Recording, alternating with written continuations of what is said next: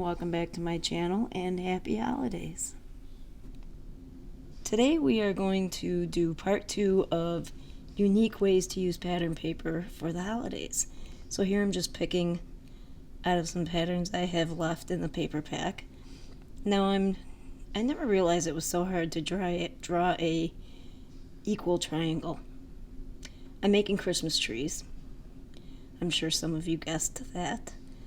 And I wanted to just do pretty simple cards. And I know you guys all know it's difficult for me to do clean and simple cards. They weren't too clean and simple, but they were more simple than I usually do. So I did a whole bunch of different size triangles, long, short. I didn't go really past 2.5 or 2.25 inches at its widest towards the bottom of the tree, and some of them as small as 3/4 of an inch wide at the base. So this is what I came up with. I didn't vary too much on the different types of pattern paper, and sorry, a little short of breath. I am definitely sick, and if you hear that wind, I apologize. Not much I can do about it. We have quote-unquote gale force winds right now. Okay, so catching up with the video, you saw me using some different Copic markers there to color scrap strips of cardstock so I can cut trunks for my trees later on. You don't have to cut trunks if you prefer to do the trees without them. And now I'm taking some colors that kind of match the pattern paper. I believe it was Garden Party, Lumberjack Plaid, and Cummerbund. So 2 Kath and Puller inks and 1 Distress ink, excuse me. And I was aiming for an aura of color behind the trees. That's why you'll see me kind of lay them out and see where I need to add more color. So, man, if you can hear that wind, it's really just blowing and knocking things around out there. Okay, so here we are on the last panel. And you'll notice I did 2 slimline cards in this video. It's because I realized I have not done a slimline card in forever. I can't even remember the last slimline card I made. So this one's going to be landscape. And we're just going to put that straight across. The color straight across. And this one's going to have more trees because it has more space. So now I'm going to glue. First I started out with double-sided adhesive to put the trunks on the bottom of the trees. And I used different size scraps, so some of the trunks are narrower than others. Anyway, it ended up being that using liquid glue was faster than using the double-sided adhesive, so I ended up switching to that. And here I am doing the last trunks for that 3rd card. There will also be 2 trees on this card and 1 tree on each of the other cards that are popped up on foam tape, just to give a little bit of dimension. So there goes the clean and simple right out the window, guys. Like I said, I can never totally stick to it. Don't know why, it's just not me. I can try and I can get close, but I never really pull off clean and simple. So now I'm going to adhere my trees to their card panels, their corresponding panels. And just the ones that are being glued straight to the card panel right now, not the ones with the foam tape. And we're just going to move along kind of like an assembly line, I guess. This would be another one if you weren't too choosy and too nitpicky with your triangles, where you could probably mass produce it. It would be even better if you had a couple triangle dies. I don't. Anyway, moving on. So now I'm going to adhere these trees, onto the landscape panel. And then we can move into the next bit of our cards.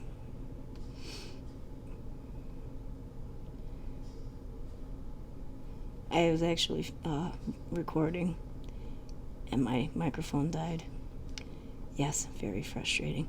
So I'm going to take the Marion Bright from the Marion Bright wreath stamp set, and we're going to stamp that out 3 times with VersaFine Onyx Black ink. I'm using my Cottontail powder tool first because we're going to heat emboss with clear embossing powder over all of those sentiments, because I want to ink blend the panels with the corresponding cards that they're going on. But I did not add extra ink.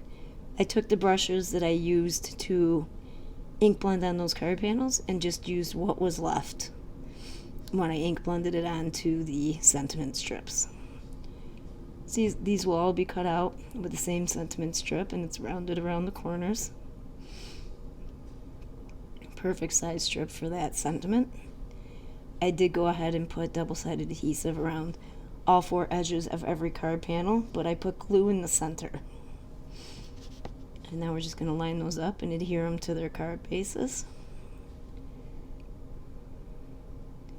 We have one more dimensional item to add to each card, and that is the sentiment strips. I decided to pop those up on foam tape as well. I do really love the colors in those trees and the color choices I made for the back and the panels behind the trees as well. But I do love that lumberjack plaid. That is officially the first time I've used it. Love it. It's like Festive Berries up until now was my favorite. Red tone, but now this is my favorite. Okay, so now we're going to adhere all the foam tape trees for added dimension. We've got 2 on this one. Then the sentiment, which we will add some glue to the foam tape and then use our T-square ruler to make sure that's nice and straight up there.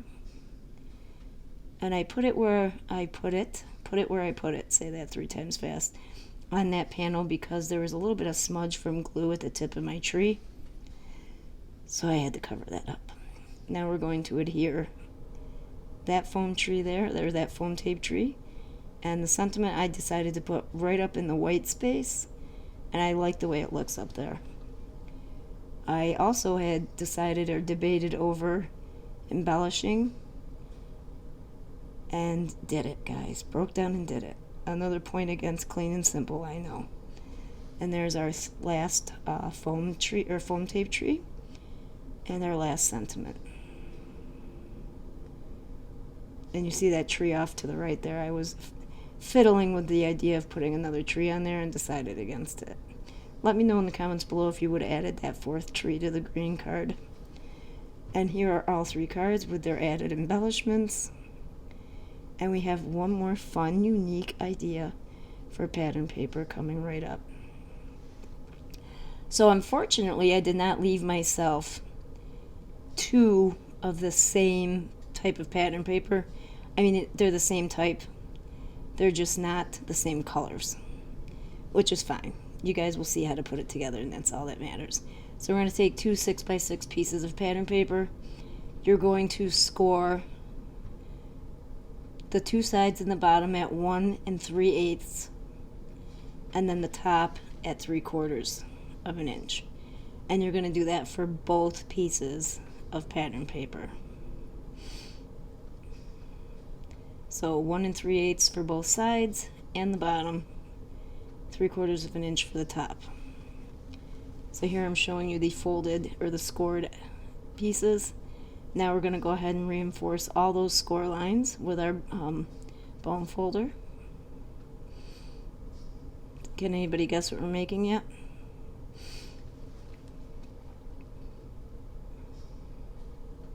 I did this quite a few years ago on my channel with 12 by 12 pieces of pattern paper, so this was interesting to do with smaller pieces. Now you're going to take your blade or your scissors or whatever you want to use. On 1 piece of pattern paper, you're going to trim out all those corners, the 4 corners, right at the score lines. It makes the marks for you when you score them. So those 4 corners where the score lines had intersected, you're just going to trim all those out on the first piece. Of course, the top ones are going to look a little different because the top lining of the thing we're making is a smaller measurement. Now for the second piece, on the bottom score lines, we're going to go just slice across at the top of that intersecting square.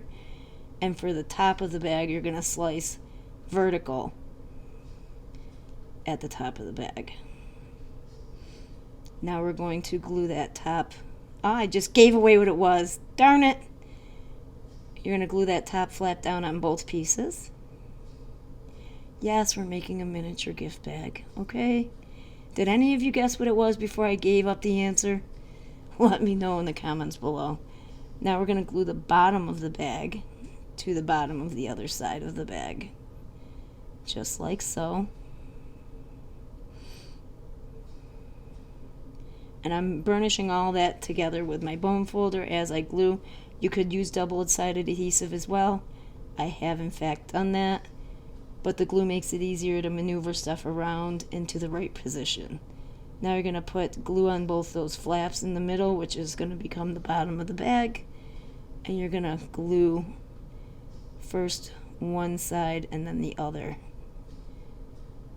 to that flap.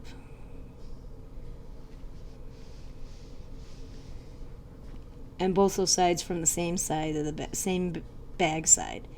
Not the one with the two flaps hanging up, but the other one. Now we're going to take the sides of that other side of the bag. We're going to fold those two top flaps backwards so we don't accidentally glue them. And we're going to line them up with all the edges of the side of the bag. And then we're going to burnish them with the bone folder. Make sure that top edge, I guess that top edge is most important because you'll be folding those flaps inside, toward the inside of the bag and gluing them. Just like so.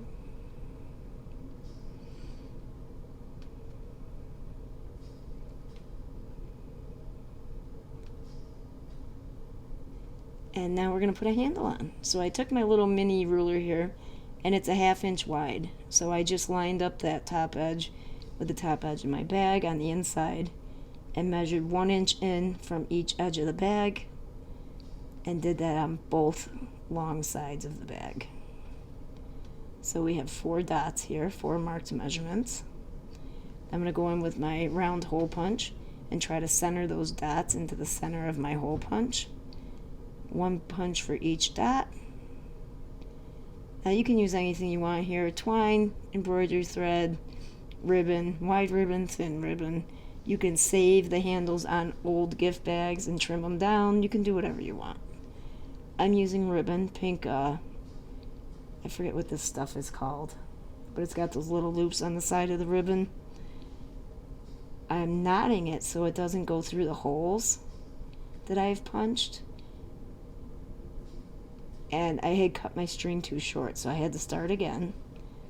And then I pulled it, and it went through my hole, so I had to add more knots. It's very hard to tie a knot in the same place over and over and over again. Did anybody ever notice that?